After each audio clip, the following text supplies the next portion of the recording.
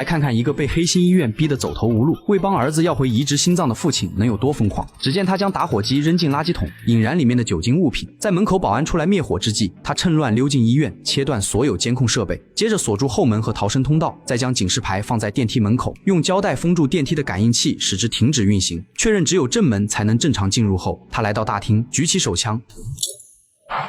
听到枪声的众人有的抱头蹲地，有的惊叫着跑出医院，有的呆愣愣地看向男人，而持枪的男人目标明确，快速冲进人群，一把抓住这个位高权重、样貌酷似赵高的院长，然后恶狠狠地说：“还认识我吗？”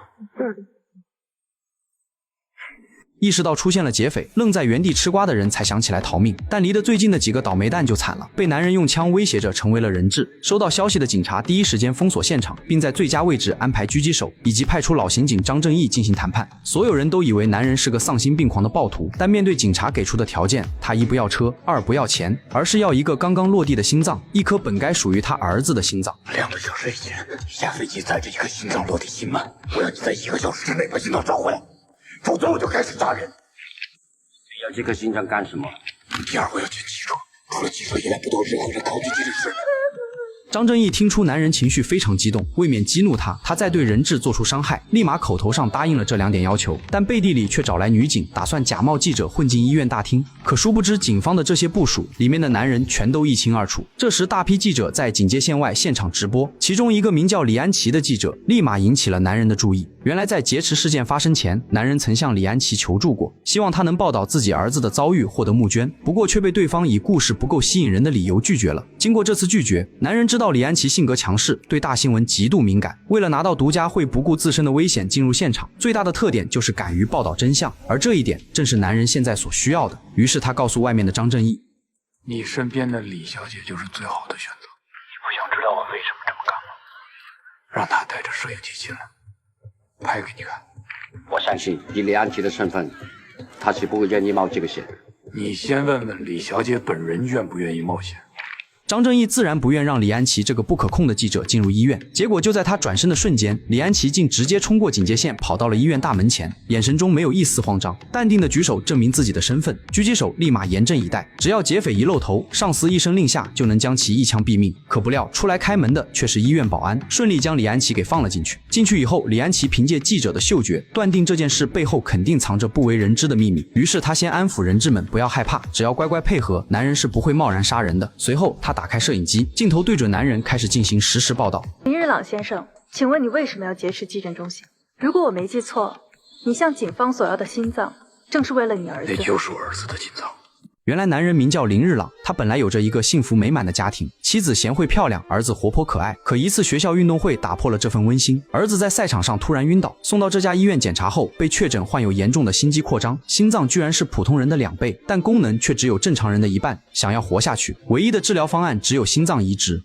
你们现在可能觉得他还好，但是这种病的发病往往是比较突然的，随着病情的恶化，他会越来越累，也会越睡越多，几个月、几周或者几天以后，一旦他的血氧低于70%，他可能就再也醒不过来了。而且手术费用需要200万，还是一次性全部缴清。如果做不到这一点，心脏会顺延至下一个病人。对只是普通家庭的林日朗夫妻来说，这高昂的治疗费用无疑是一个天文数字。于是为了救儿子，他们卖掉所有家具，卖掉住了多年的房子，卖掉了2人的结婚戒指，四处找朋友亲戚借钱，期间还收到了学校的捐款。可这些钱加起来还是不够，两夫妻又来申请市长推出的大病补贴。他们一家各项都符合标准，本以为这次能顺利拿到救助款，结果接待员的话却给了他們當頭一棒。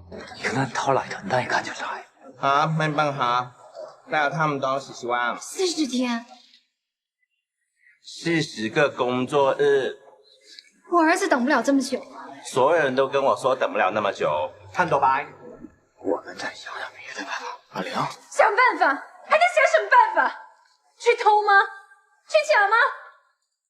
是你跟我說這裡可以的。按照兒子的病情，顯然撐不了2個月那麼久。冰冷的行政審核流程澆滅了2人剛剛升起的一絲希望。而也就在當天，醫院匹配到了合適心臟，主治醫生打碼催促兩夫妻趕緊去交錢。前面說過200萬是一次性繳清，否則就會順延至下一個患者。醫院的流程同樣無情，如果兩夫妻1小時交不上錢的話，就會被視為放棄了這次機會。走投無路之下，林日朗來到放貸公司，以極高的月利息終於湊齊了不夠的治療費用。回醫院的路上，他第一次次露出了笑容。在儿子患病这么多天后，紧绷的神经终于得到了释放。可随着一个电话打来，刚刚释放的神经立马再次紧绷起来。挂掉电话后，林日朗火急火燎地来到达马医生办公室，悄悄关上房门，将2沓子钱作为红包塞给达马。他不信电话里听到的事情，以为这是医生手术前的惯例，想借此捞点外快。直到达马说现在不是钱的问题，而是心脏没有了，林日朗这才确定电话里听到的是真的。左亚玲听见的都是真的。原来就在几分钟前，院长找到达马医生，说上面有位重要人物，点名要拿走这颗本该属于林日朗儿子的心脏。这一决定气得达马暴跳如雷，坚决表示不同意，甚至不惜用辞职来威胁院长。只是这点威胁却不敌老奸巨猾的院长的反向 PUA。当初是谁力排众议将你推上心脏科主任的位置？是谁在你和病患家属发生冲突的时候搞定所有一切？是我，不是我需要你，是你需要我。搞清楚一点，达马医生。院长告诉达马医生，现实就是这么残酷，要怪只能怪林日朗的儿子不走运。为了妥善处理此事，医院会以运输过程中发生了交通事故，心脏不能用了的说法通知林日朗，只要达马不说，这件事就不会有任何人知道。嘱咐完这些，院长想起当年魂穿秦国，发誓一步一步做到最高的霸气语录。我就是要一步一步的追到最高，我要做糟糕。再和现在的身份对比，不免心生一阵感慨。人呢，越往高处走，能掌控的事情就越少。你以后就明白了。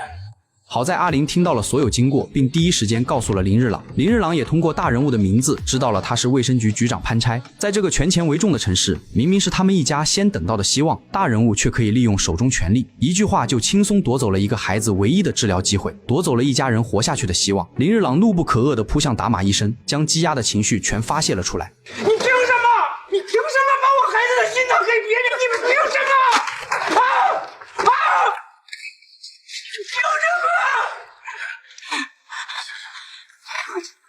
对我来说，我求求你，我求求你，救他们！他多可爱，小虫他多可爱，我觉得。达马只是一个普通职工，虽然同情林日朗他们一家，但也是爱莫能助。林日朗被保安强行拖走，在经过走廊时看到了高高在上的院长，通过对方的冰冷眼神，他明白在这些权贵眼中，普通人不过只是个无足轻重的蝼蚁，而那颗心脏也只是他们一次攀附权贵的机会。随着一颗眼泪滑落，彻底摧毁了林日朗对公平的最后一丝幻想。他一脸绝望和无助地看向警察，心中冒出一个疯狂的想法，他决定不再期待任何救济，而是用自己的方式去完成对儿子最后的守护。随后便发生了开头的一幕，他持枪劫持了急诊中心。听完真相的所有人都沉默了，理解了这位父亲的绝望，并产生了强烈的情感共振。在场的每一个人都可能在生活中遭遇过类似的无力感，也许是看病难，也许是办事被踢皮球，也许是面对不公时的申诉无门。他们对这一家的遭遇感受到切肤之痛，意识到林日朗的今天也许就是自己无力自救的明天。可当这件事真正的发生在自己身上时，他们会不会像林日朗一样，为了儿子做出这种极端的行为呢？我就是要人活，他们要办什么就办什么。